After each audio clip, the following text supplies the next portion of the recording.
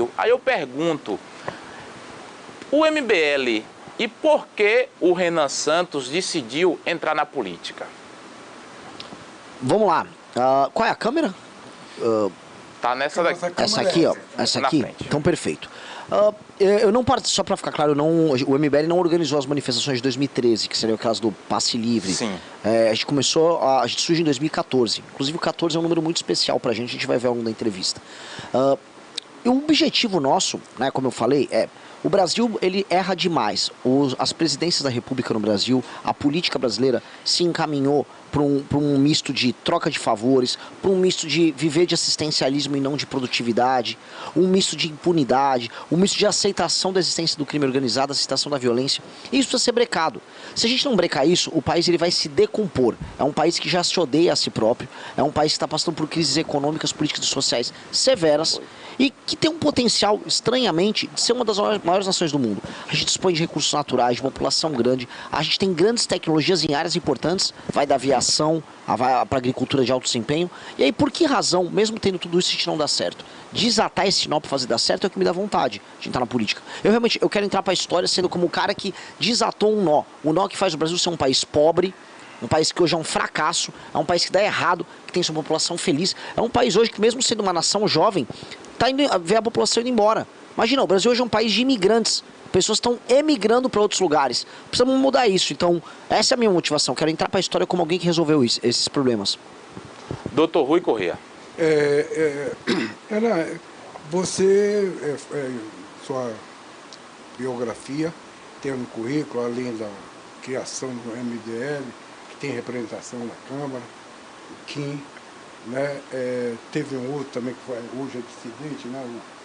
Aquele, me passou o nome agora, mas vocês avançaram e agora sua candidatura é sustentada por um partido, uma missão que vocês criaram, e o currículo diz inclusive que você foi quem liderou essa assinatura, que a dica de passagem, me parece que para ter um partido precisa de 500 mil assinaturas.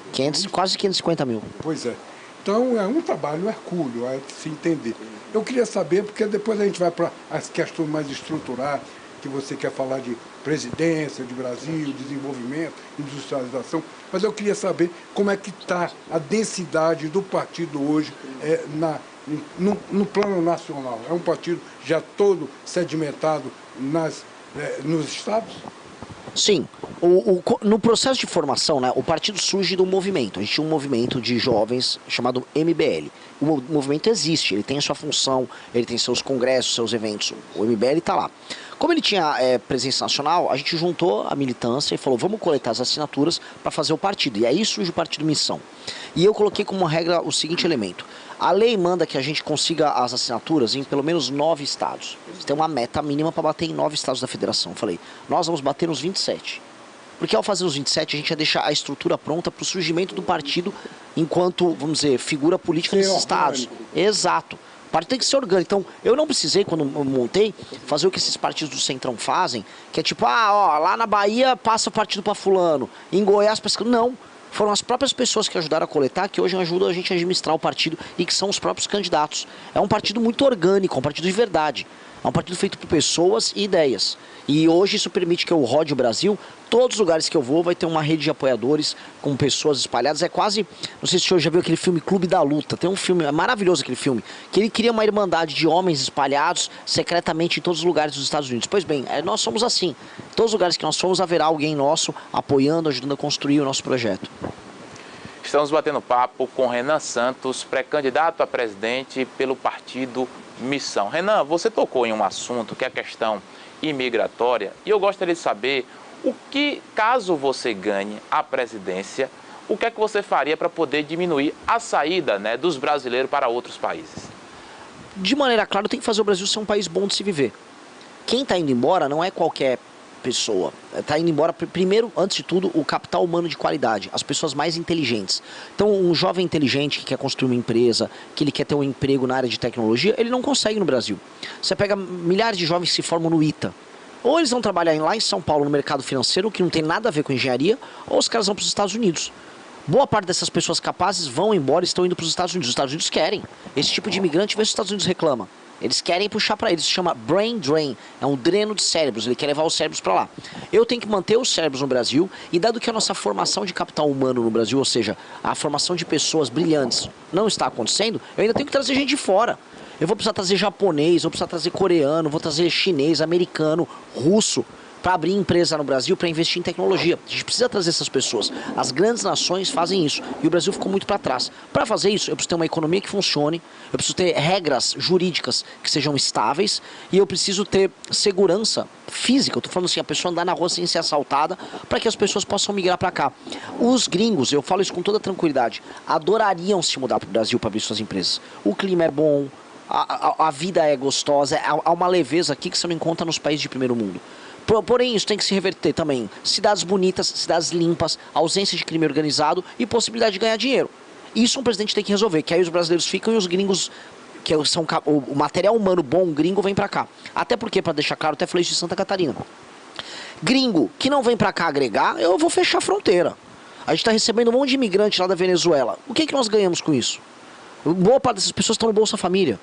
Ou seja, os caras erram nos problemas políticos e econômicos dos países deles, e aí o Brasil fica com a conta. O Brasil é um país pobre.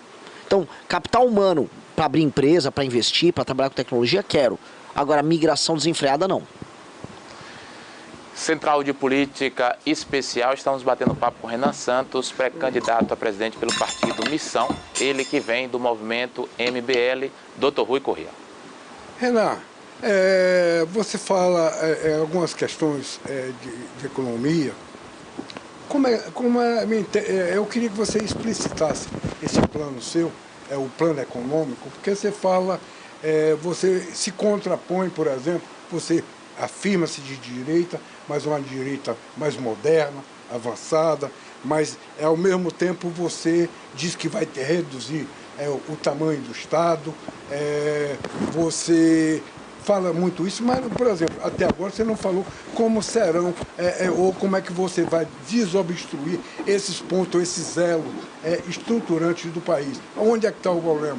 Está nas grandes concentrações, está, por exemplo, na indústria que não agrega, porque a tecnologia do item, inclusive, vara para outros setores. Quer dizer, esse mosaico, eu queria que você delineasse melhor o plano econômico, ao menos uma coisa mais sintética. Vamos lá, eu vou separar em umas 4, 5 partes. Parte número 1 da economia. O Brasil está quebrando. A dívida do Brasil está estourando e eu vou ter que resolver isso fazendo um ajuste fiscal pela área da despesa. Eu vou cortar gasto, e muito gasto. Cortando muito gasto do governo, eu vou permitir que o governo possa pagar suas contas, o mundo veja o Brasil como um país solvente, e aí a taxa de juros, a famosa taxa Selic, vai cair. Com a taxa Selic caindo, você gasta ainda menos, porque os juros e a rolagem da dívida é um dos maiores gastos, serviço da dívida. É um gasto gigantesco no orçamento brasileiro. Depois do gasto primário vem isso aí, e é enorme. Então, baixando isso, tem 2 efeitos, né? O Estado ainda gasta menos, e isso permite que aumente o investimento do Estado. O investimento do governo federal é pequenininho, e esse investimento tem que ir todo... Só uma janela, aonde você ia gastar? Investimento Vou dar 6 exemplos aqui dentro dessa parte de gastos. O Brasil precisa de uma nova reforma da Previdência.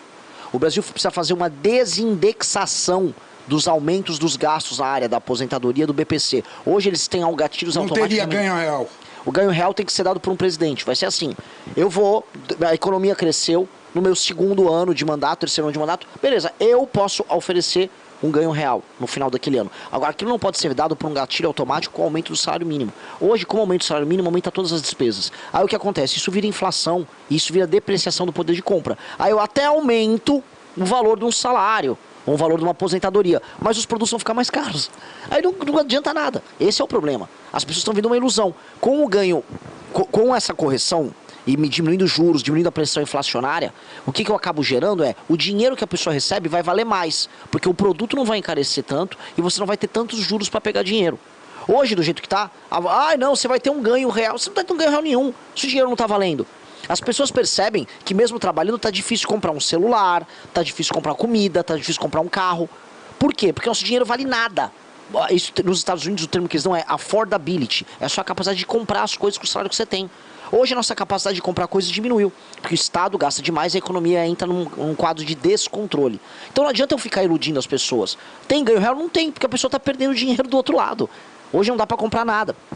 Isso gera uma pressão muito grande, essa ineficiência, na área da oferta. Produzir no Brasil se torna impossível e com uma produção fraca, o que acontece? Os produtos ficam caros, né? É uma questão de oferta e demanda. Então isso precisa ser resolvido já. Outro elemento que eu preciso resolver, corte de subsídios de grandes empresários. Tem muito empresário gigantesco que vive de subsídio. Vou cortar.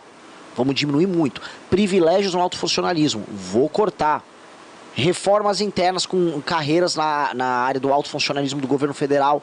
Vou cortar. Desvinculação de determinadas áreas, especialmente educação e saúde, para governo federal, estaduais e municipais. Isso libera espaço para investimento. Mesma coisa. Aí eu aumento o investimento. E aí eu vou investir no quê? Infraestrutura. Desesperadamente. Estrada e energia. Para a energia elétrica baixar, para a produção ser mais barata, para a logística ser mais barata, para você circular pessoas e mercadorias de maneira mais rápida e mais barata. Isto o governo federal precisa fazer já. E a segunda coisa, que é um projeto, que é um sonho nosso, é desfavelizar o Brasil. Tem um gigantesco plano de desfavelização do Brasil, que nação séria não tem favela. Então esses são os planos para tornar o Brasil um país sério. Aí do ponto de vista econômico a gente tem mais umas dádivas. Porque se eu ando com uma reforma de competitividade, ou seja, leis trabalhistas muito flexíveis, facilitar a abertura e o fechamento de empresas, todo o nosso código tributário ser funcional. Hoje ele não é, ele é um inferno, para que você consiga ter um gasto com contabilidade pequenininho. Ao fazer todas essas coisas, eu vou permitir que abrir e fechar empresas seja rápido, que você aumente o investimento em novos negócios no Brasil, gere emprego, com o juro mais barato todo mundo toma mais risco e o Brasil cresce economicamente. Essa é a receita que qualquer país sério faz, só que a gente não faz. A gente no Brasil tem medo de fazer essa receita. A gente no Brasil está sempre tendo que conciliar com o lado improdutivo do Brasil. O lado produtivo do Brasil tem que vencer.